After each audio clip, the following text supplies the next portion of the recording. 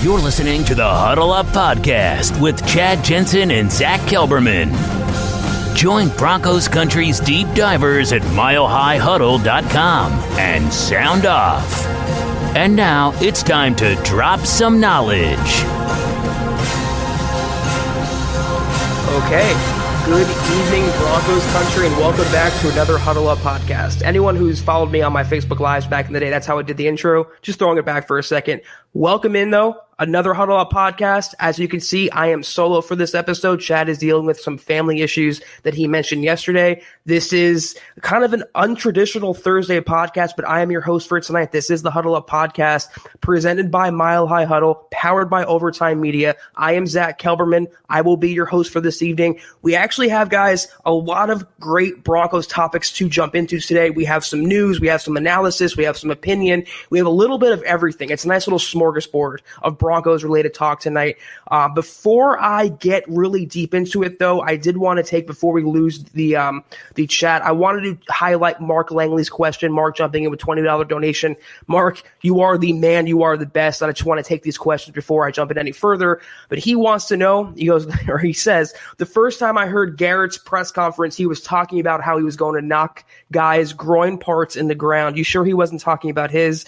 Can't say the actual word because it's a family-friendly show. Yeah, these Garrett Bowles comments, Mark, they literally do make my night every time we do these podcasts. You are literally hilarious, and I laugh genuinely. Thank you so much for your continued support, and thank you for being the comedic humor and the lightheartedness we need and the levity we need during these crazy times right now. So, Mark, I salute you. Thank you. I appreciate you. He also jumped in with another donation. Mark, you don't have to do that. That is incredible. And again, we definitely appreciate it. Chad and I speaking for him. And Mark says, what's up, Zach? Garrett doesn't know his position of left tackle, let alone his left nut. Every time you see him sitting on the bench with his head down, you know the Beano isn't working. Hashtag football priest. Hashtag MHH. What more is there left to say about Garrett Bowles at this point and Mark Langley's comments? Thank you again, Mark. Hopefully other people, aside from me, get a kick out of that. I think it's hilarious. But, some people don't have a sense of humor. Anyway, though, we have, like I said, a pretty jam-packed episode for it being kind of a sleepy Thursday, me being alone on this podcast. Not a lot going on in the NFL world. We have some news. We have some, like I said, some analysis to get to. Before I jump into that, though, I want to just go through my usual spiel right here or do what Chad would be doing. Make sure you guys, if you're not already following the main account, Huddle Up Podcast, on Twitter at Huddle Up Pod.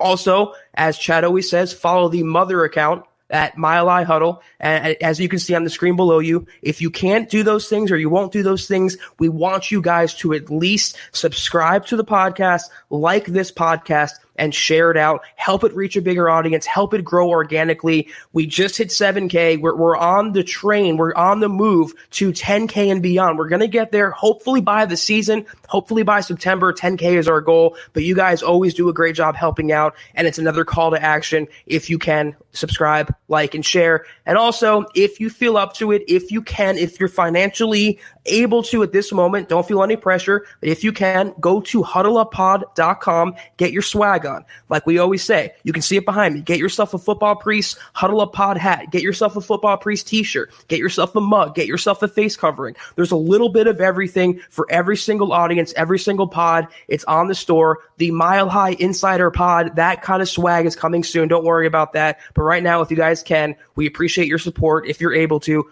go get some swag. This is the Overtime Podcast Network. Okay, that is my little intro for today. I want to kind of just make this a kind of a rapid fire podcast, jump right into it. Like I said, we actually have some things to talk about today. And I did want to open with this article that you can find on Mile High Huddle. It is a SI, kind of a roundtable projection fantasy stats for Drew Lock, the Broncos offensive players, Courtland Sutton, Melvin Gordon, Phillip Lindsey. It's just right now at this point, we don't have much to go on. We don't have much to talk about. So as fantasy season kind of inches closer, you're seeing these projections, these predictions, these prognostications, and one came out today that I wanted to get into. Just jump right into it, though. They have for Drew Lock, and this was from SI Fantasy, so Sports Illustrated Fantasy released their outlook for the 2020 Denver Broncos.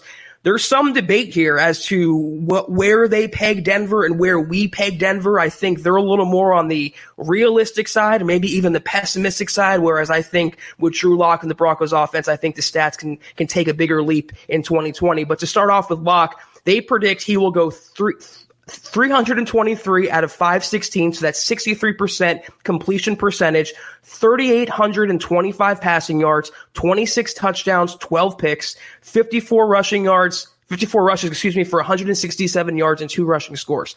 I don't really care about the rushing stats. He's not Lamar Jackson. He's not a scrambling quarterback, but to just the passing stats in there. 63% for Drew Lock. I think that's fair. I think that's a very good standard for him to be in, considering he is a gunslinging quarterback. He's going to take his chances, especially with a guy like Pat Shurmur, who loves to air it out, who loves to take to the air, and he has the weaponry around him, Drew Lock, and he's going to want to get rid of the ball and get it to his playmaker. So 63%, I can rock with that. Anywhere in the 60 range, and the closer to 66, which is 2 out of 3, that's a good range for Drew Lock to be in. 3,800 passing yards, that's something that I predict as well. I do think it will not be 4,500, but it's also not going to be 3,000. I think he will eclipse anywhere from 38 to 39, maybe if things break correctly, if Gerry Judy has a bigger season, if Noah Fant has a big season. I could see 4,000 yards, but 38 is a very, very safe bet for Drew Lock in his first season as a full-time starting quarterback with all this uncertainty right now, with so many new weapons, new pieces along the offensive line. 3,800 yards, I think, is very fair. It might be on the low end of the predictions, but if that's the floor for Drew Lock, he's in a pretty good place. 26 passing touchdowns. This is where I could see it being a little higher. If he's going to approach 4,000 passing yards and 63% completion percentage, he's probably going to have, I would say, 28, maybe 30 touchdowns, especially with these weapons. Like I mentioned, it's not just one guy or another. It's not just Courtland Sutton. It's not just Gerry Judy. It's not just KJ Hamler. It's not just Noah Fant. He has them all. Then when you consider Melvin Gordon, who they brought in to catch passes, then when you consider they have Phillip Lindsey, he can catch passes out of the backfield. He's going to be used as an offensive game breaker. I can definitely see this statistic being higher. So 26 is on the low end. I'm going to say 28, 29, 30 in that range. If things break correctly, if he hits 4,000 yards, I can see 35 touchdowns. I can see 32 touchdowns. I just think 26 is a little low for Drew Lock and his ceiling in 2020. 12 interceptions. I can get on board with this. Like I mentioned, he's not going to be an Alex Smith, Drew Lock. He's not going to be a game manager. Even though he's still a young player, a raw player with a lot to prove, they're not going to make him something he isn't. It's exactly why they fired Scangarello, they fired T.C. McCartney, and they brought in Shurmur and Shula, two of the most established quarterback whisperers in the NFL. They did it for that reason, to let Lock be Lock, let him loose, let him air out the football. He's not going to be Brett Favre in his first starting season. He's not going to be maybe even Tony Romo in his first starting season, but he's going to be a gunslinger who I think takes a lot of chances and does a lot of things good and bad. So if you're expecting 5 interceptions or 6 interceptions, you have another thing coming to you. So 12, I think, is fair, and you extrapolate that, it's way more touchdowns than picks. 12 to 14, I think, is in the range for Drew Lock, if 26 to 30 touchdowns is also his range. So I think that's pretty fair for him. And overall, like I said, I don't really care about 54 rushes for 167 yards. Although I do think he's going to make some plays with his legs. He's going to break and contain, but he's still a pure, for the most part, a pocket passer in this offense. He's a prototypical quarterback, so I'm not even looking at the rushing stats. Moving on, though, to Melvin Gordon. This is, again, a stats-based prediction for the 2020 Broncos offense, going player by player here. We just did Drew Lock. Now we're going to the running backs. So SI has, for Melvin Gordon, 212 carries, 869 rushing yards, 8 touchdowns, and then 47 receptions, 345 yards, and 2 receiving touchdowns. I am fully on board with the rushing stats. Between Phillip Lindsey being in the backfield as well, and also having, the plethora of wide receivers and being a pass-first offense for the most part, I think this number is appropriate for Melvin Gordon. I don't think the Broncos are going to have a pure 1,000-yard back, but I think between Melvin Gordon and Phillip Lindsey, they will combine for well over 1,000 yards collectively. Here's where I disagree, though. 47 receptions for 345 receiving yards. I really don't know what that. I don't math at all. I don't know what that breaks down to. It doesn't seem like, though, that's a great return on the Broncos' investment. 47 receptions is pretty good, but only 345 receiving yards. Anyone in the comments, real quick, let me know what that average is. Because if they're bringing in Melvin Gordon, they're paying him $16 million. They're paying him like a top 5 running back. He better put up at least 500 receiving yards. He better make do and earn that money with way more than what they're projecting for him. And also 2 receiving touchdowns. So not to go on a Melvin Gordon tangent right now, but you're going to pay the guy $16 million. You're going to piss off Phillip Lindsey in the process only to get Melvin Gordon for 345 receiving yards and 2 receiving touchdowns. If that happens, the signing will be a mistake. They brought him in primarily to catch passes, primarily to be a receiver out of the backfield, or else they could have just had Phillip Lindsey do it. They could have drafted a pass-catching running back. That's where I disagree. I can see the rushing yards absolutely being on point. 47 receptions, though, for 345 and 2 touchdowns. What's the point? What's the use? That's what I disagree with. He needs to do way more than that to justify the money he's making. Now, though, moving on to Phillip Lindsey. This is, again, where I think the Broncos aren't going to have a pure 1,000-yard rusher, and SI also agrees with that. 129 carries, 606 rushing yards, and 5 touchdowns. Okay, that's fair, even though Melvin Gordon had 8 touchdowns, so 13 rushing touchdowns between the two of them. It's pretty good for these collection of running backs. I think they'll have a little more in reality, especially near the goal line. Melvin Gordon will be that workhorse back. But this is where it contradicts itself, and this is where it adds to my argument that the Broncos did not need Phillip Lindsey, because SI is projecting 47 receptions, which is the same amount they predicted for Melvin Gordon, ironically, but 345 receiving yards, which is the same also, ironically, and 3 receiving touchdowns. So again, for a guy who, quote unquote, can't catch passes, he's going to have more receiving touchdowns than the guy you just paid $16 million to. This is just one person's opinion. It's just a projection. It's June. There's nothing going on right now. But if Phillip Lindsey ends the season in real life, not on paper, in real life, and if he has more receiving touchdowns than the guy you brought in to catch passes and make receiving touchdowns, it's going to be egg on John Elway's face. No doubt about it. It's one thing to pay Melvin Gordon, $5 million a year, but they're paying him $8 million. They're paying him 16 total, most of which is guaranteed. And then you're going to have the guy that you kind of ticked off in the process outperform him in the one area where Melvin Gordon should succeed.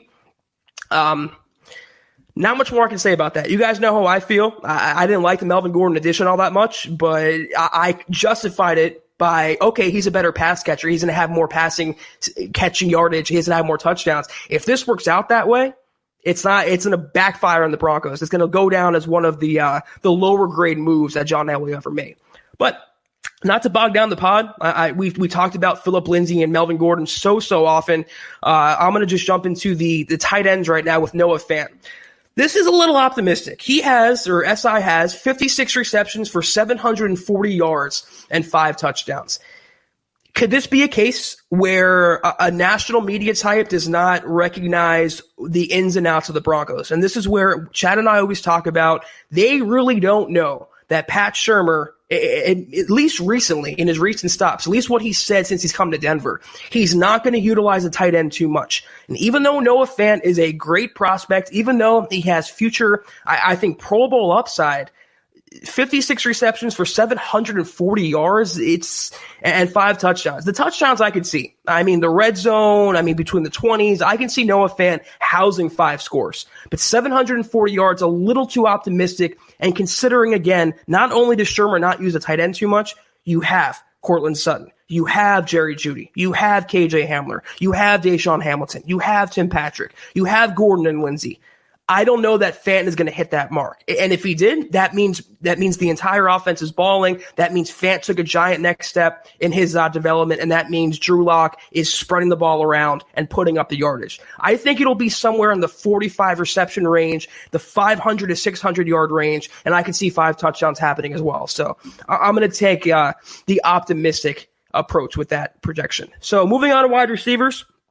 We have Courtland Sutton here, and this is ridiculous. I have a lot to say about this one. They have, for Courtland Sutton, and I don't understand how they can do this, 69 receptions for 997 yards and 7 touchdowns.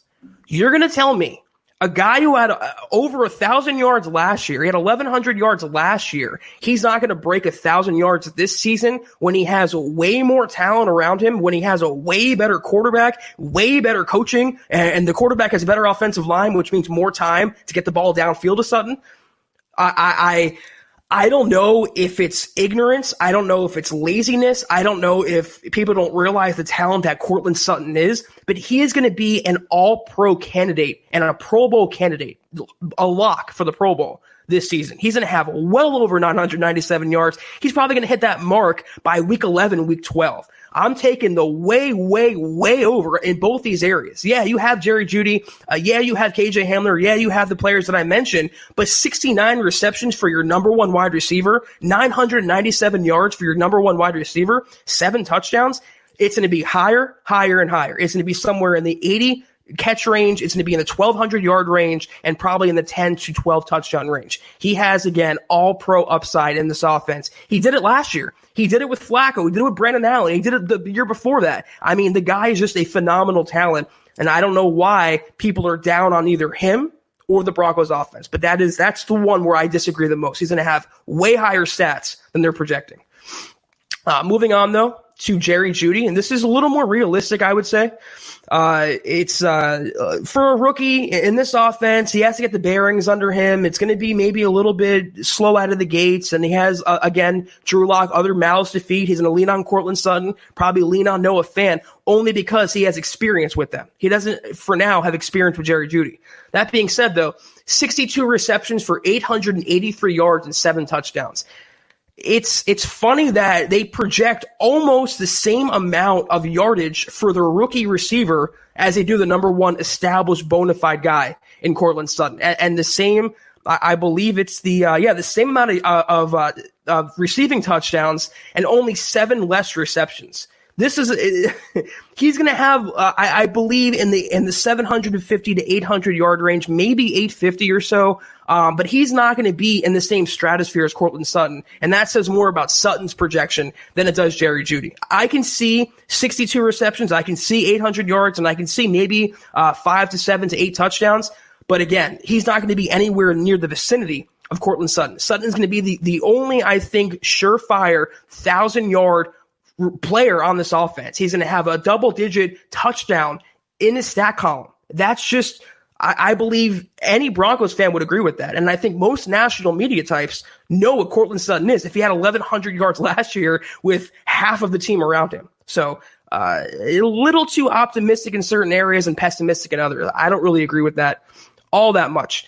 Now, though, with KJ Hamler, I think this is a little more realistic. It's 30 receptions for 417 yards and 3 touchdowns. This is, I think, on par. Broncos fans are expecting him to come in right away and just be this speed demon, Tyreek Hill, blow the top off the defense. That might happen eventually. I mean, he might grow into that role, but we don't know what he's going to settle in as an NFL player. I don't think he's the number one guy. I think he's a great, excellent number 3 guy. He's probably a pretty great number 2 guy, but number 1, I don't know about that. So these stats, I think, fit what KJ Hamler will be in this Broncos offense. He's going to be, and I hate to burst some bubbles, more of a situational guy, at least in the early goings of the season. He's going to be just a decoy on some routes. He's going to be the speed guy on other routes. He might not even see the field in certain packages. They just have too many mouths to feed. So 30 receptions, 417 yards, 3 touchdowns. I can even see the touchdowns being a little higher, maybe 4 or 5. But this is a good projection for KJ Hamler, a guy who's going to come in and be a contributor, but no means is he going to be a starter. And no means is he going to be the guy leading this offense. I think this is way more realistic, way more than Courtland Sutton. Let's keep going here if we can. I believe that's it, actually. So it was just the main. They didn't do like Royce Freeman. They didn't do Tim Patrick and Deshaun Hamilton. They didn't do some of the lower end players. That's pretty much the gist of it. I think, 60% of it I think is realistic, but Courtland Sutton, less than 1,000 receiving yards. That's ridiculous. That's just lazy analysis. And again, an outside guy not really knowing what the Broncos are capable of. So if you guys agree or disagree, let me know in the comments. After I get into all these news bits tonight, I want to take your questions. It's kind of just a unconventional pod tonight, kind of a half mailbag, half news, half analysis. Let me know what you guys think, though. What do you about the projections? Do you think Locke's going to have more? Sutton's definitely going to have more. Do you agree with me, disagree with me? Let me know. But we do have Devin jumping in with a $5 donation. Thank you so much, Devin. He wants to know, what's up, guys? Just graduated Navy boot camp. Time to catch up on my Broncos. Devin, that is awesome. Congratulations on that. I wish you the best in your career. Let us know how you're doing as you go through your journey, and we appreciate your support in watching these podcasts. This is the Overtime Podcast Network. All right, Jody says 21.5 yards a game receiving. Is that for Melvin Gordon? Because if that's the case, that is a waste of money. I mean, you're going to pay a guy $16 million to have him average 21 yards a game. I can do that. Buana can do that. Chad can do that. Anyone can do that. But you're going to pay a guy $8 million. It has to be more. I'm not saying he has to average 100 yards. He's not going to be Marshall Faulk on his prime. But 21 yards and change a game for $16 million doesn't really add up. So 7.3 yards a reception average. And again, I mean, would you take that? Would you pay a guy $8 million to average 7.3 yards per game? Can Phillip Lindsey not do that? I have a tweet on Twitter where I took a clip from last year's Broncos-Packers game where Phillip Lindsey catches a kind of an errant pass from Joe Flacco out of the backfield, and immediately he secures the reception, he makes a guy miss in the open field, and he averages like a 25-yard game. That's what Phillip Lindsey can do. He can catch the ball. His hands aren't made of literal bricks. It can happen. So if you're going to bring in Melvin Gordon, and if you have enough conviction for him to be the workhorse, for him to be the guy, you better average more than 24 yards or 7.3 yards per catch. It has to be more explosive. He has to justify the money. And I don't think anyone, no matter how you feel about Melvin Gordon, can deny that. Glenn says they have Phillip Lindsey averaging 5 yards a carry. You know what? That's what he's capable of. I can see that. I mean, again, I watched film of the Broncos last year. They had a way worse offensive line. They had Joe Flacco was the quarterback. And not only that, they ran Lindsey inside. They didn't really bounce him outside too much, which baffled me. But still, he was pushing the line. He was fighting through the hole. He was making yards down the field. I could see it happening. I do believe Phillip Lindsey, say what you want about him. You can talk about his height. You can talk about his wrist injury. You can talk about anything you want with Lindsey. But he is way more, I think, of a workhorse than the Broncos think and some of the fans think. Yeah, I agree about Noah Fant, Robert. I agree. It sounds more realistic. He's not going to be an instant Rob Gronkowski in his prime. He's not going to be the leading receiver in this offense. He's going to get his looks. I believe Drew Lock trusts him as a safety blanket, but I believe that projection was pretty accurate. Nick says the tight end position pisses me off the most. It's overloaded, I believe. Yeah, you know what? Chad and I talk about this all the time. I don't understand why they're hanging on to Jeff Hireman right now. I mean, they can clear $4 million, 4 and change if they just release him. He has no future in this organization. You have a first-round pick in Noah Fant. You signed Nick Van Nett you gave him some money, so he's going to be on the roster. You drafted a tight end. So why would you waste your time with Hireman? Jake Butt, they're wasting their time. I mean, they have some young guys like Austin Ford and Andrew Beck, but yeah, it is overloaded, and they're just taking up roster space, and they're just taking up money right now. I don't get it. Trevor chiming in, man, I'm thinking that's more on the low for Fant. You know, I agree to disagree. Honestly, like I just think between having so many mouths to feed in this offense and Noah Fant, it's so tough for tight ends to develop. And we talk about it being year one. We talk about them taking time, and it does. But he had to refine his game a lot coming out of college. And I think as the year wore on last year, he got more comfortable. He still has a lot more to prove. And in this offense, again, Shurmur does not prioritize tight ends, and there's so many mouths to feed. If they wanted to make Noah Fant a staple of this offense, they wouldn't have drafted 2 receivers with their first 2 picks. This is a wide receiver-based offense, not a tight end-based offense. If he can put up those numbers they're projecting, I think that's a solid season for Noah Fant. Stu jumping in. Zeus from the clouds. Stu McPeak chiming in with $20 donation. Thank you so much, Stu. He says, Zach's rocking the pod. Nice job. Thanks. Appreciate you, Stu. Yeah, I saw a comment that said I watched you on 24/7. Anyone who's tuned in years ago knows I've been doing this a while. I used to do Facebook Lives for 24/7, but it was just me. It wasn't super chat. There wasn't much interaction like there is now, but it was just me. It's kind of a throwback to that. I miss Chad, but he's handling his own business right now, and got to keep going, got to keep grinding. Austin chiming in, $4.99. Thank you so much, Austin, for that donation. He goes, I recently saw a prediction of Noah Fant being the third best tight end in the last 5 years. I think that's reasonable. I'd like to know if that means the third best tight end in the NFL or the third best. Oh, the third best by 2025 is what he's saying.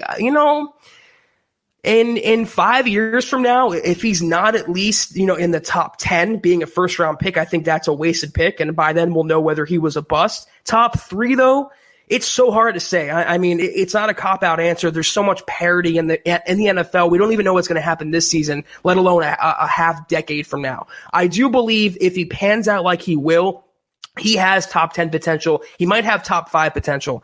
But if you're going to use a first round pick on a tight end, especially in this offense, he's going to have to eventually justify that draft status. I don't know about third best in 5 years, but I do think with his ceiling, he could be a top 10 guy and consistently over the course of his career. Robert chiming in, the opposition will double team Sutton this year. That is what will open things up for the other targets. But they were double teaming him last year. He had no one to draw the double teams away from him. Now he does. Now KJ Hamler can be that decoy. You have Melvin Gordon. You have Gerry Judy. So it's actually going to open up more for Sutton than some people think. He was doing all these numbers the last couple seasons, especially last year, by himself. He had no help. He was drawing double teams, bracket coverage, triple teams. They were bumping him at the line of scrimmage, and he still made those yardage. So I'm not using that as an excuse to justify less than 1,000 yards for your number one wide receiver, the most established guy in this offense who has unlimited potential, can go down being a Rod Smith type for the Broncos when his career is said and done. I don't agree with that at all. I think that the additions to this offense will help Sutton. They're not going to hurt Sutton. All right, Frank jumping in with a $1.99 donation. Thank you so much, Frank. He asked, do you think our offense can finish in the top 5? Good question. Never say never. I will say that. I'm a really optimistic guy when it comes to the 2020 Broncos offense. I've made that clear. They have just an unreal potential. On paper, they're just stacked on offense. In reality, though, when you think about it, no offseason, so many new moving parts, so many new starters, a new coaching staff on offense, Drew Lock being a first-year starter. I don't know about top 5. I think that's a little too optimistic, even for me, and I think for most Broncos fans as well. That being said, though, if things click, if the stars align, if Lock takes that next step, they can have a top 10 offense. And you pair a top 10 offense with what can be easily a top 5 defense, you're talking about a bona fide playoff team who can probably make some noise into January and go on a run. I don't know about top 5. It would take just an extraordinary step forward, and it would take no injuries and all the Broncos getting all the breaks and everything like that. And I just don't think it's that realistic. Top 10, though, that's something they can shoot for. Ben Lee asks, is 400 yards worth a second-round pick? I don't really. Oh, you mean for KJ Hamler? That's it. You really can't justify that because I think they made the Hamler selection in the second round not only for this season but for beyond this season. I mean, this is a guy who's going to take a while to grow in to his NFL body in more ways than one, figuratively and literally. He had some issues in college. He wasn't this advanced NFL pro-ready day one prospect like Gerry Judy or CeeDee Lamb or even Henry Ruggs. He's going to take some time to develop.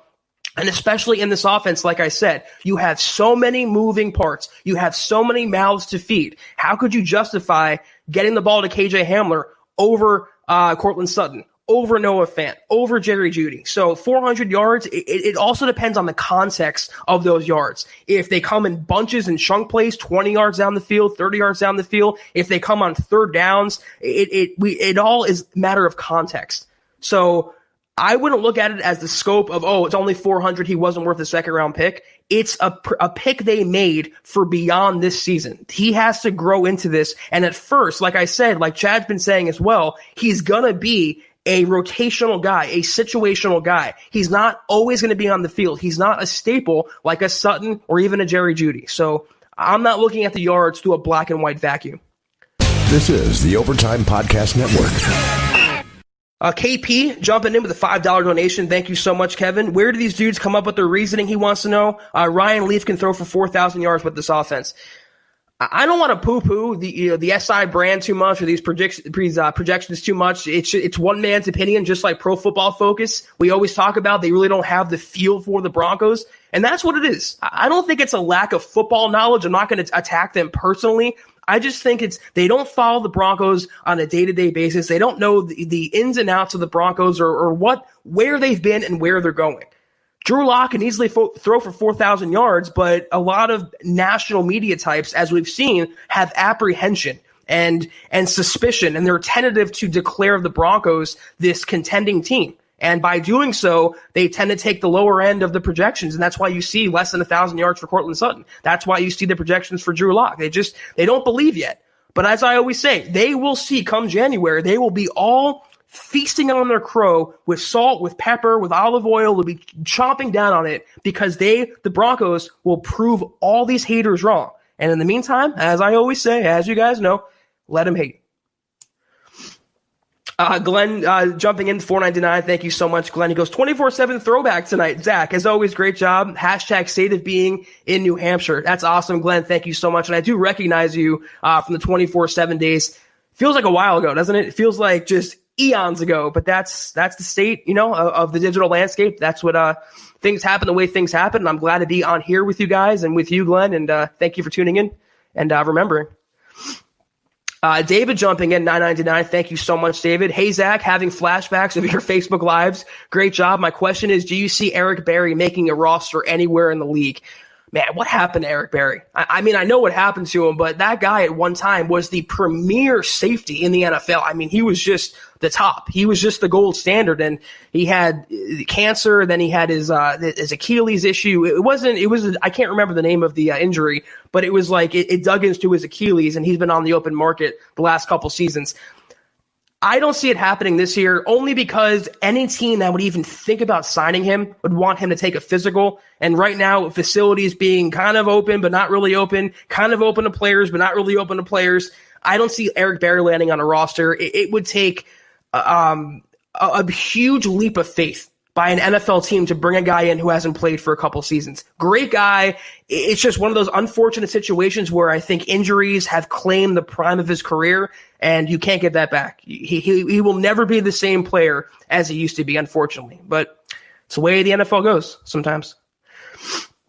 All right, let's go through some of these questions before a couple more, Buana, then we'll jump into the Jamal Adams take real quick. Let's take one more, then we'll get to Adams. What we got? All right, Larry wants to know, are you confident in Bryce Callahan reportedly being 100% and ready to go? I will believe it when I see it. That's one of those things where I just can't trust what the Broncos were saying because it's so mysterious. It's so ominous as to what his status really is. Last year, he was doing great in training camp. He looked like better than Chris Harris Jr. Then he had that foot setback, and he was just in mothballs for a calendar year. I will believe it when I see it with Bryce Callahan, though I think, like I've been saying, if he's still not healthy after an entire year of sitting on his butt, the Broncos have bigger problems, and I think Bryce Callahan has bigger problems than just football. I do think, though, in September, when week 1 rolls around, he will be in the starting lineup, but whether he is either the same player as he was with the Bears and whether he can stay healthy for a full 16-game season, he has to prove that. He can be healthy now, and the Broncos can say what they want now, but when they get on the grass, and it's all on Callahan to show that he can stay healthy. All right, we'll jump. We'll deal with Stu. Zeus jumping in again, $9.99. Thank you so much, Stu. Flashback to 24/7 days. What happens if for some crazy reason Judy outplays Sutton? Can that happen or too unrealistic? I don't think it's that. I don't believe it's going to happen, but I don't think it's that crazy. I do think Gerry Judy's talent obviously is off the charts. He is a pro-ready prospect, a day one prospect. You saw his footwork video. You saw the shape he's staying in. He has unreal talent. And if Drew Lock really builds a chemistry with him and takes that next step, he can have 1,000-yard year. He can maybe, in certain times, outshine Courtland Sutton and do things that Courtland Sutton can't do. That being said, though, Courtland Sutton can do things that Gerry Judy can't do, and Courtland Sutton has skin in the game, whereas Gerry Judy is a rookie who has to prove himself. So you're asking me personally, I don't see it happening. I see Courtland Sutton being the bona fide wide receiver 1, and I see Gerry Judy being that perfect Robin to his Batman as the wide receiver 2. Regardless, though, the Broncos have an unreal wide receiver core, and it's exciting to see it develop and play out. Real quick, though, I want to get to this Jamal Adams news. I see some questions asking about him. There was a report that came out and said that he requested a trade again from the Jets. It's like the 4th time this offseason. He wants out of New York. They don't want to pay him. He wants a big contract. Adam Schefter came out and named 7 teams that can be in play for Jamal Adams in a potential trade. The Broncos were not one of them, and color me unsurprised. You're not going to give up a first-round draft pick and then some, and also pay a huge contract to a safety when Justin Simmons doesn't even have a contract yet, when you have Kareem Jackson taking up a significant amount of cap space. No chance. Jamal Adams in this defense would be unreal. It would be unfair to put him here. He can do everything in the defensive backfield. It would just take this defense to new heights. But it's a luxury. It would be a luxury. You don't need him. You might want him. You don't need him. I see other teams, maybe the Eagles, maybe the Texans, maybe the Cowboys can make a trade for Jamal Adams, but no way in hell. Even if Schefter named him, the Broncos, on his list, it's not going to happen. No way, no how.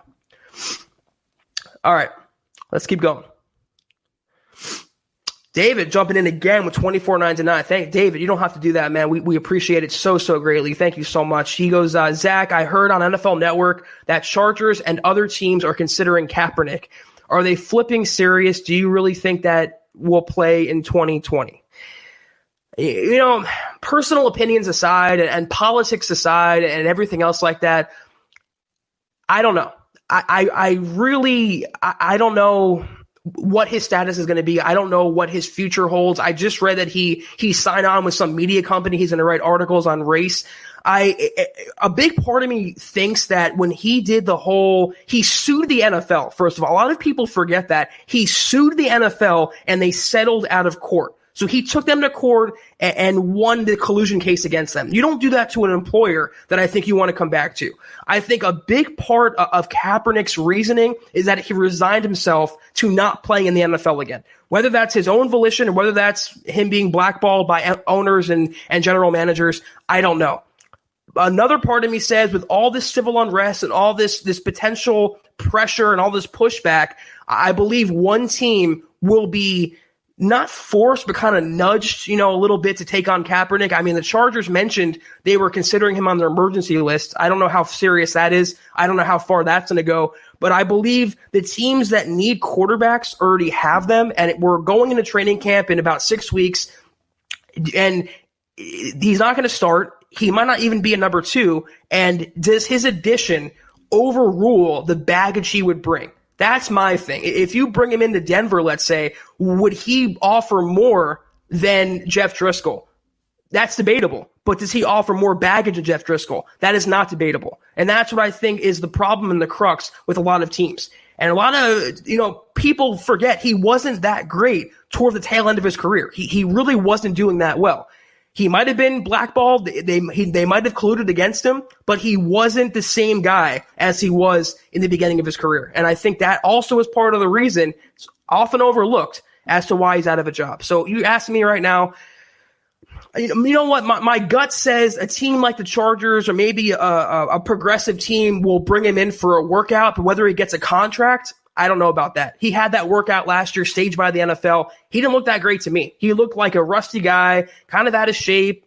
He didn't look like he cared that much. So maybe a workout, maybe a tryout, maybe a photo op. I don't see him landing a contract, though, anytime soon. All right, Josh Packer, he asks, why didn't we address our linebacker core? We still can't cover running backs and tight ends unless you bring in Simmons or Jackson down to cover. Thoughts? Well, they did draft Justin Sternad, who's going to be probably the starter at inside linebacker next to A.J. Johnson. And this is something that Chad and I talk about a lot. This is why they didn't last year splurge on Devin Smith or Devin Bush. They didn't trade for Darren Lee. They didn't make a play for an inside linebacker because Fangio cut his teeth coaching linebackers. That's where he got to start from. So he thinks he can mold linebackers and make chicken salad out of chicken you-know-what. I think that's the only reason for that. There's no other – it's not a coincidence as to why they waited to the later rounds to nab Justin Sternad. So they did make some moves. They re-signed Jerry Atachu. They have Malik Reed. They have Bradley Chubb coming back. They have Von Miller. They have Justin Hollins. They actually have a pretty nice stable of linebackers, and with Fangio's coaching and the players around them, I'm not too worried. I think linebacker is actually a bigger strength on the defense than defensive line. What else? What else we got? Going through some of the questions here. Oh, here we go. Bon, I'll play off you for a second. Yeah, I want to talk about this anyway. Any updates on Jason Peters? Well, obviously, we all, or some of us, want the Broncos to sign Jason Peters to be that backup tackle, to be that swing guy, to be the insurance behind Garrett Bowles and Juwan James. Hasn't happened to this point, and it's looking like maybe now he's going back to Philadelphia. Maybe. I haven't heard anything. It's not official, but the guard for the Eagles, Brandon Brooks, great guard, a number 5. Top 5 guard in the NFL. He tore his Achilles, I believe, in a workout away from the facility. He's done for the year. So some are saying in the Philadelphia, the realm, that Jason Peters might come back to Philadelphia to play left guard. Could happen. They have some young guys. I'm not really that well versed on the Eagles. I don't know the roster up and down. They have some young guys. They drafted a guy this year in the middle rounds. But Peters, at this stage of his career, he's older. He has talent still. Guard could be easier for him to play. Just kick him inside. That's a possibility. But the more days that go on, to answer a more Bronco-specific question, the more days that go on, the more unlikely it is that Peters is coming to Denver. For whatever reason, I just think the Broncos are happy right now with Wilkinson, a hobbled Wilkinson, who's not a natural tackle, behind Garrett Bowles and Juwan James. Duke jumping in. Nice job on the pod tonight, Zach. Appreciate you, Duke, as always, man. You're always so supportive and you're always so appreciative and nice, and it doesn't go unnoticed. And Chad appreciates it. I appreciate it. We all appreciate it. So appreciate your kind words. Robert wants to know which part of the offense or defense is a must-produce for the Broncos to become a playoff contender. Offense. I mean, the defense is already there. The defense has Fangio. They have youth. They have veterans. They have Pro Bowlers on that defense. It's the offense. The offense will be the difference, and we've said it for what seems like eons now, the difference between being 8-8 versus 10-6 or 11-5. That's the thing with Drew Lock. He can either be a good quarterback, or if he takes the next step, as the Broncos think, he can be a great quarterback. So it's all on the offense. It all comes down to the quarterback. It's all on Lock. It's on his shoulders, literally and figuratively, what the Broncos will do this year. I happen to think they will take that next step. I think they'll have a top 13 to 15 offense at the worst, potentially, and they can have a top 5, top 10 defense at the worst. You put those two things together, that's a playoff team. We've seen it for years. I mean, the Broncos carried a bottom 5 offense to a title in 2015 with a broken down Peyton Manning and Brock Osweiler. You put now a top 5 defense with a top, let's say, 12 offense, that's a playoff team. That's a scary playoff team who doesn't really have one weakness or the other on either side of the ball. Joe Flax jumping in. I've said it before and I'll say it again. Judy will be the next Marvin Harrison on the field. Size, speed, route running, all similar. What do you think, Zach? Yeah, Marvin Harrison, Amari Cooper. These are the really high ceiling comparisons for Gerry Judy, and I can absolutely see it. If you guys haven't seen Gerry Judy's video on Twitter with showing off his footwork, you guys have to watch it right now. It's a must watch. Not right now. Wait till after the pod, but go check it out. It's incredible. My knees and my ACL actually buckled. Me sitting in my chair watching Gerry Judy, just the way he moves and his fluidity and his footwork is incredible. So Marvin Harrison, it's a little a little optimistic because he's a Hall of Famer, Harrison, and Gerry Judy hasn't taken one snap as a pro, but he for sure has the chops. He for sure has the physical traits. He has the work ethic. He has the footwork to be an Amari Cooper type or Marvin Harrison type. And you pit Amari Cooper, Marvin Harrison with Courtland Sutton, that is a scary, scary offense. Mike Evans dropping in $4.99. Thank you so much, Mike. Bonafide superstar. Always appreciate having you around. He goes, appreciate you. Raiders have added pieces to their defense. How wide is the gap between the Raiders and the Broncos? I think the Broncos are a better team, and I think they will have a better record this year. But I can't sit here and deny that the Raiders, they didn't have a good offseason. They did. They signed a lot of the players that I wanted the Broncos to sign. They drafted some players like Henry Ruggs, who I wanted the Broncos to draft. I'll give Gruden and Mayock credit for that. They really do. They really put a nice team together this season, and I think they're going to be a lot more competitive than we've seen in recent years. I just think you break it down. Who has the better coaching? I think that's Vic Fangio. Who has the better quarterback? If Locke hits his ceiling, it's Locke, not Derek Carr. I mean, who has the better defense? That's the Broncos. When you put all those things together, they're going to be a better team. But there's not going to be, I don't believe, one basement dwelling, 2-14, 3-13 team this year in the AFC West. They're all going to be fairly competitive. I can see the Raiders leapfrogging the Chargers. I just think the Broncos, no bias, no agenda. I just think the Broncos are a better team. Wyatt jumping in. Bosby is my dark horse to take the second outside corner spot and ball. I fully agree with you, and I think he will be the starter on the outside opposite A.J. Boye with Bryce Callahan in the slot. I believe Michael Lowe is a little too unpolished at this point. He's a little too green. He has a lot to prove. They don't really have any with Isaac Adam. I'm not counting. He's whatever. They have Duke Dawson. They have Harris. Those are just Jags, though. Bosby showed last year. I mentioned on yesterday's pod. Bosby showed he can be a starting caliber player, especially in a Vic Fangio defense. I was actually watching a highlight of the Packers-Broncos game, and the way he makes plays on the ball, I mean, he just has the length and also the instinct. He's the perfect Vic Fangio corner, and he did a lot last year before having that neck injury. Assuming he's healthy, which he is at this point, he will start on the boundary opposite A.J. Boye with Bryce Callahan in the slot. I'm a huge, huge Bosby fan. I'm so happy they brought him back. Good question, Juan. A cornerback depth that we could trade for. I would have to look into that question. I would have to see what cornerbacks are on the trade market. They had a chance, though, as we all know. The Broncos, Prince Amukamara was on the open market for the taking. He was on there for 3 months before he got a contract. They didn't want to sign him. They didn't want Logan Ryan. They didn't want I can't think of the other guy who was on the free agent market. They didn't want anyone. I mean, they wanted to draft Michael Lowe. They wanted to bring back Bosby. They traded for Boye. They made moves at cornerback, but we all would have been more satisfied if they would have had one more veteran along with A.J. Boye. Just for insurance, just for stability purposes, didn't happen. So that would lead me to believe they're not going to make a trade for a cornerback when they could have just signed one on the open market and saved their capital. I would have to check into that, though. I'd have to look at the cornerbacks that are on the block, and I would go for. I'll answer that question again. Terry jumping in, north of the border. Terry, you're a Canada ambassador. We always appreciate you, Terry. $5 donation. Great job tonight, Zach. Appreciate you. Just a little tweezing, and you'll be looking good for your high school graduation. Much love, brother. Hashtag state of being. Hashtag Broncos. I don't know whether that's a reference to, is that playing off the report card joke or this and that. I take the ribbing, though. I'm a good sport. I give it back to you guys as well, so it's all in good fun. What else? Let's see what we got here.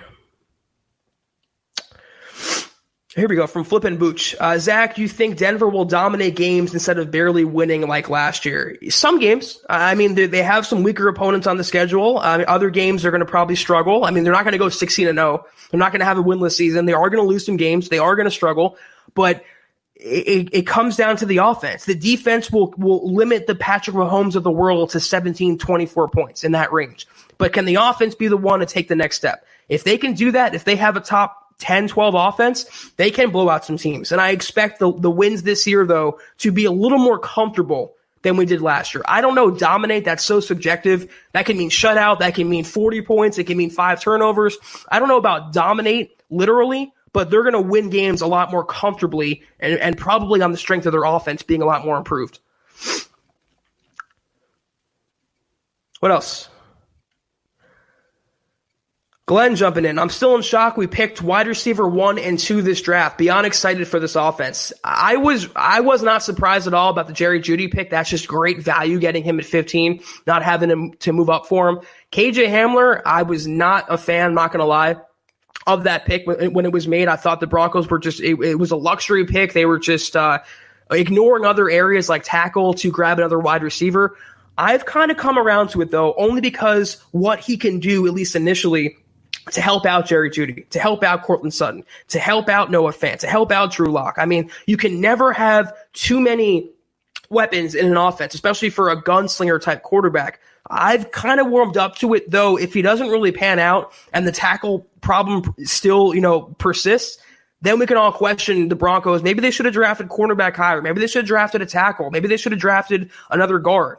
I don't know. So I wasn't crazy about it, but I've kind of come around to it. Terry goes, if you shave the beard, you'll look 16 years old. Yeah, I can't remember the last time that I fully shaved. It's just, I do look really super young when I shave, and the last time I did it, I said never again. So I just go with the kind of keep it a little long and keep it kind of groomed. So I'm not interested in looking 16 years old, for sure. John Juno jumping in. Why is everyone so down on Bryce Callahan? Dude was a Pro Bowler before the injury. It's because he didn't play last year. I mean, simple as that. You pay a guy $21 million, $7 million per season, and he sits out the entire year after a setback with his foot. That's the only reason why. It's unfortunate. It's not really his fault for getting hurt, but that's exactly why fans want to see what he can do in Denver. It doesn't really matter what he did in Chicago. Yeah, he was a Pro Bowler. He had Fangio. He looked great, but he missed all of last season. He's in a new team. He's in a new scheme. He's not the number one guy anymore like he was in Chicago. He's not going to be a star out of the gates. So I think that's why everyone's down on him, because they don't know what they have. We don't know what Bryce Callahan we're getting. Is it going to be the same guy in Chicago? Is that foot injury going to pop up again? Is he going to be limited? We do not know. He's getting paid a nice chunk of change, and he hasn't really done anything to justify it. Until that happens, you're going to see a lot of pessimism surrounding Bryce Callahan. Though, if he stays healthy, you're going to see the same fans come around and start to cheer his name. It's just the fickle nature of the NFL. Yep. As Buana says, as you guys see on the screen, drop a like if you haven't already. Please smash that like button. Smash it, press it, tap it, click it. Anything you can do to make sure that like button is established and we're getting those numbers up. It helps out the page so much and helps out the pod so much. It's an easy way to support us, and we do appreciate it.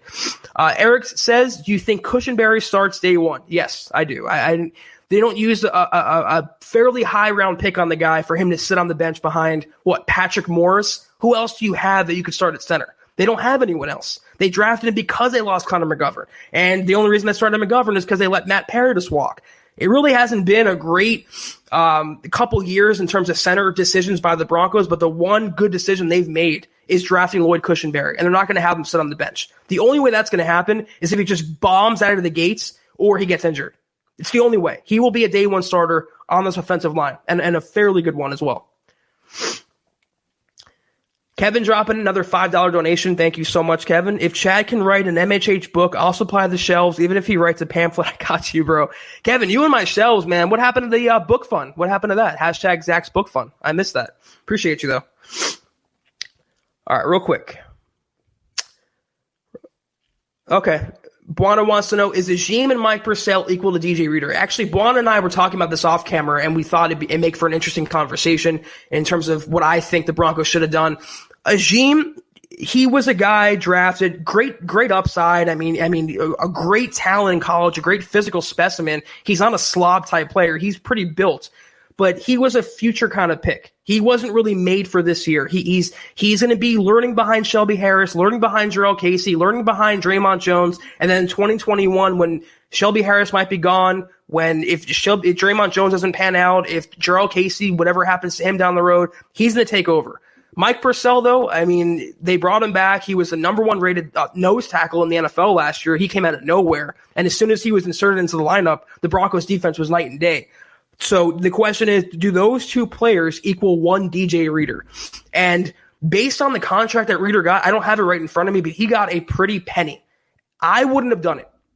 I wanted him. In the interest of full disclosure, I wanted him. I wanted the Broncos to sign him. I thought they're going to lose Shelby Harris. They're going to lose Derek Wolfe. That was before the Jarrell Casey trade. They didn't really have anyone else.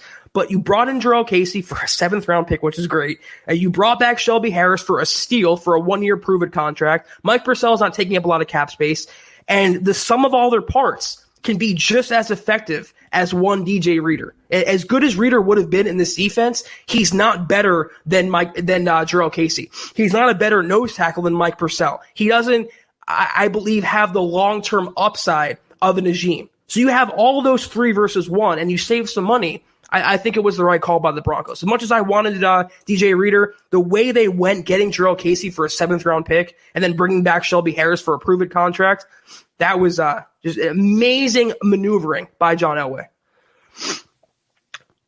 A good question by Kevin here. Drop it in, $2 donation. Thank you so much, Kevin. He wants to know, how much time do you think Miller has left? We get this question so often, man. We even just addressed it last night, I believe, on the pod. It's Von Miller, what he does in Denver, how long he lasts in Denver, is contingent on Von Miller. What he does in 2020 will give a little glimpse as to his future for 2021 and beyond. If he's the Von Miller that we saw last year, where he was kind of falling off and he put on weight and he just was not the same Von, then I can see the Broncos moving on. Then I can see the Broncos, or at least having the discussion to start moving on. They can start thinking about, okay, is Chubb ready to take the stranglehold on being the guy? Is Malik Reed ahead in his development? Can Jerry Attache kind of fill in? Can we have a replacement for Von on the roster? But if he performs like the 2018, 2017, 2016, and so on and so forth, then I think Miller will come back and the Broncos will start to have some open dialogue about a new extension for Von. What he does this year in a really a make or break year for Von Miller will determine what the Broncos do with him going forward. I happen to think we'll see a lot more of the pre-2019 Von Miller than the 2019 Von Miller. I think he'll have a 15-sack campaign. He's lighter. He's leaner. He's more determined. He has Bradley Chubb back. He has more, another year under Vic Fangio. I think we'll see the Von of old, and I think it'll put all these doubts and all these questions to rest. Wyatt jumping in. Chubb and Miller combined for 30 sacks. Shelby Harris and Jarrell Casey get 13 combined. 30 sacks, it's doable. I mean, they have the talent for sure, Chubb and Von Miller. I see more of maybe 27, 28, which is right there, but 30 is definitely doable. 40 though, 20 each, not going to happen. 35, probably not going to happen. 30, if we get the Von of old, if we get the Bradley Chubb of old, and that's also another question mark. We don't know what he's going to be like coming off that injury, having a pretty much an entire season off for the most part. If he can go back to being 2018 Bradley Chubb and Von goes back to being 2015 Von Miller, 30 sacks is doable. Now, 13 for Jarrell Casey and Shelby Harris, I could see it. I'm just not banking on that. I think 5 each is a good barometer because, again, you have Bradley Chubb and Von Miller rushing from the outside. Those are your staples. Those are the guys who are paid to get sacks. Jarrell Casey is paid to get sacks as well, but it's not his only responsibility. He can stuff the run. He can do other things in this defense. He plays a different position. He takes up more space, and he occupies blockers for Von and Chubb to get those sacks. Shelby Harris, if he does have a breakout season, he's motivated by his contract. He knows that he needs another huge season to score the deal that he wants. He's had to settle for a prove-it contract. It was surprising that he languished for so long on the open market before the Broncos got him back. But if he has another big year and is motivated to, he will get his deal. I can see 30 for Von and Chubb. I could see 13 for Harris and Jarrell Casey. I'm putting that number, though, on about a 10 to 11, that range. The Robot of Doom 5. I haven't, we don't recognize you, so good to see you. Appreciate you tuning in with us tonight. Flaming hot take. Drew Lock will have a better chance at MVP than Kyler Murray. It's so funny that you say that because I put out a tweet yesterday where I explicitly said that I like Drew Lock more than Kyler Murray. It's just preference. I like my quarterbacks taller than 5'5". I like prototypical quarterbacks with a big arm, with the alpha personality like Drew Lock.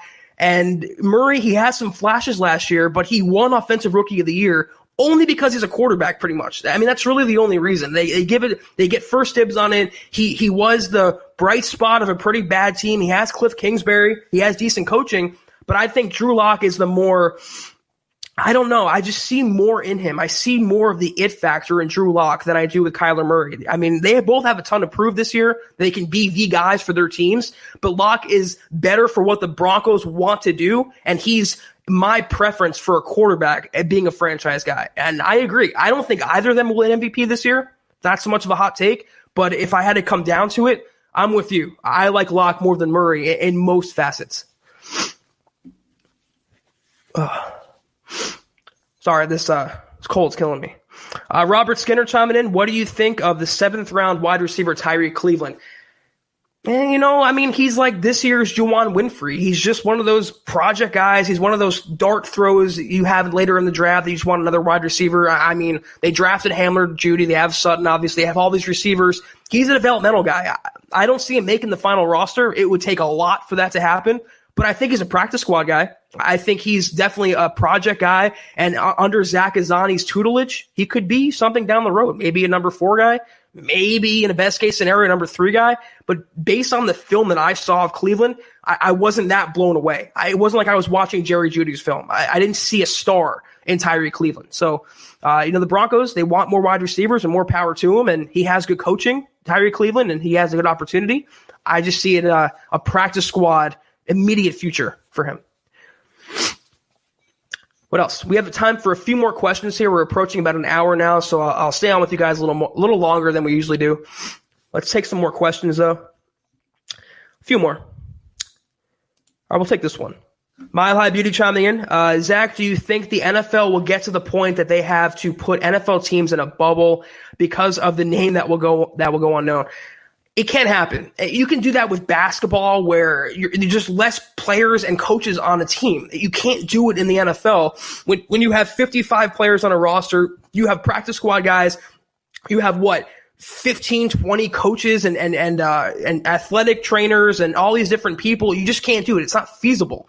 So the NFL has to resign themselves to, listen, if we play this year with or without fans, they're going to catch the virus. It's going to happen. It's almost inevitable. You saw it with the Broncos. I mean, Kareem Jackson and Von Miller got it. Ezekiel Elliott got it in Dallas. It's almost inevitable at this point. And if the NFL wants to hold a season, which they've given no indication otherwise, they want to make it some semblance of normal, it can't be in a bubble. It can't be in Disney World. It can't be in a neutral location. It can be without fans, but that's just the chance they got to take. So no bubble, nothing like that. They're not going to copy basketball. They're on their own, the NFL, this season.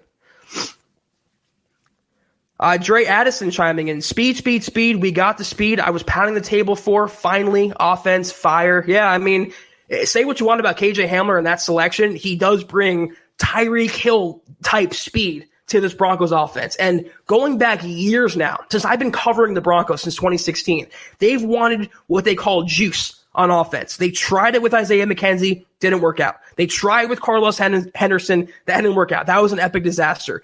And their best receivers for a while were Cody Latimer and Benny Fowler. And they weren't, they weren't anything. They weren't tall, they weren't powerful, they weren't fast. They were pretty much jacks. So yeah, I'm happy the Broncos finally got that juice, and you pair that juice with a dominating possession guy in Courtland Sutton, a technician, a route-running wizard in Gerry Judy, and you have Noah Fant, you have the players that we all know, and you have Drew Lock on the offensive line. It's fun.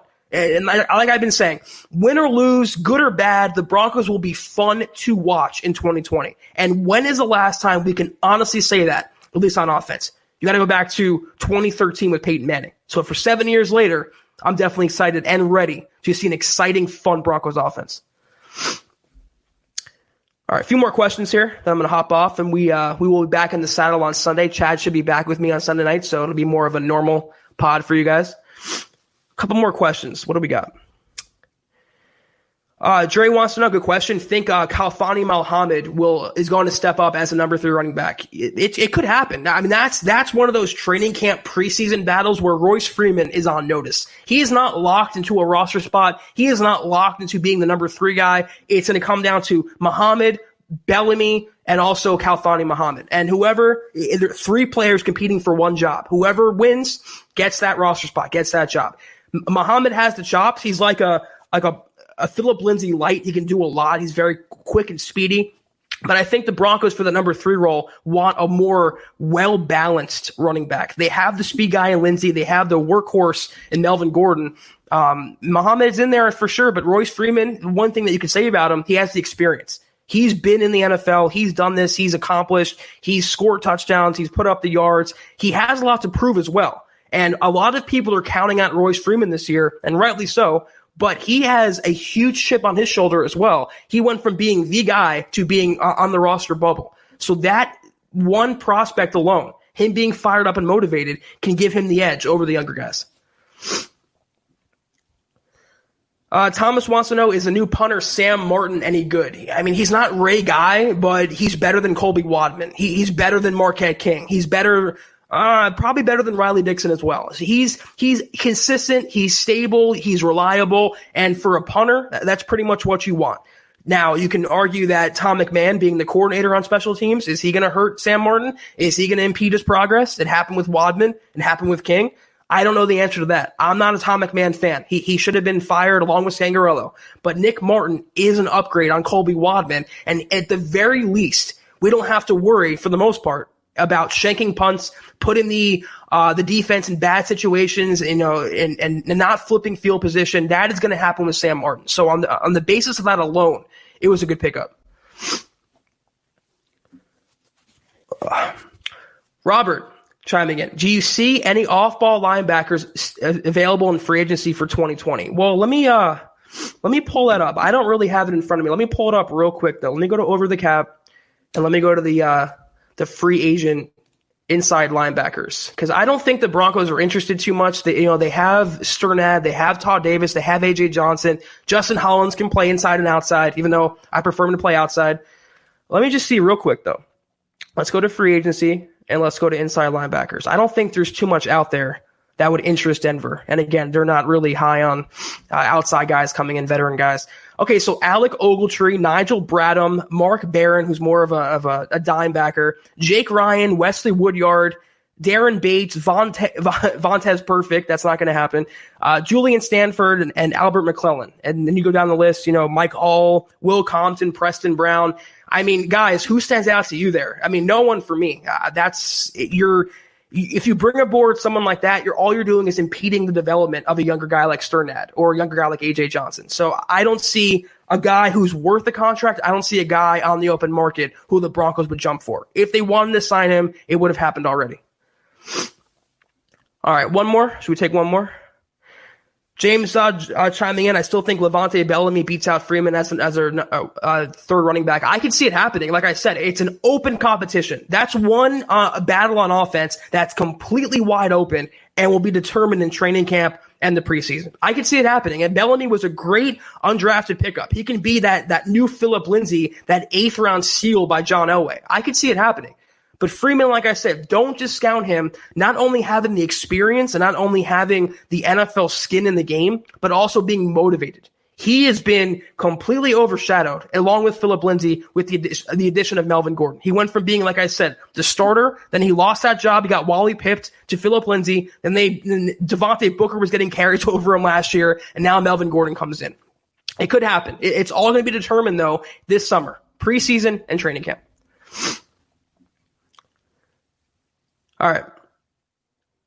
Kenneth says he's a better hunter than Dixon. I can find a better punter on Groupon. Yeah, it's been sad. The Broncos, they had Colquitt. He was a pretty good punter, and they got rid of him. Riley Dixon was pretty good. They traded him away. They tried Marquette King. That was a disaster. Colby Wadman, that was a disaster. Sam Martin, all I want is average. I want Sam Martin to be Garrett Bowles in the sense I want him to just be average. Just be reliable. Be consistent. You don't have to be an all-pro. You're not going to be a Pro Bowler. Just be average and be reliable. And that's what I'll take for my punter.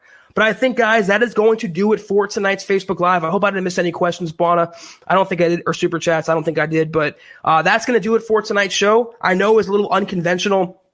with Chad being out and dealing with his family emergency. But, I'm hopping in, I'm stepping in, and I'm trying to hold down the fort until he gets back on Sunday night. Hopefully you guys enjoyed the banter and the analysis and the what we talked about tonight will be covered. Again, we will be back Sunday night in the saddle, Chad Jensen and I, on 8 o'clock Eastern, 6 o'clock Mountain Time. Until then, though, as always, follow the main account, Huddle Up Pod, follow Mile High Huddle, follow me on Twitter at Kelberman247. Like the podcast, subscribe to the podcast, share the podcast. And again, guys, one more call to action. If you can, don't feel obligated, don't feel pressure, but if you can, go to Huddle Up Pod right now, huddleuppod.com, get yourself some merchandise, get a hat, get a shirt, get a mug, whatever you want to see fit. We have more things coming to the store. We have some kids products. We have some summer products coming out. We are continuing to adding to it, and that's because of you guys and all your support. We definitely appreciate it. Again, hopefully you guys enjoyed tonight. I'm hopping off for here. Until I see you guys next time, though. You've been listening to the Huddle Up Podcast. Join Broncos Country's deep divers at milehighhuddle.com to keep the conversation going.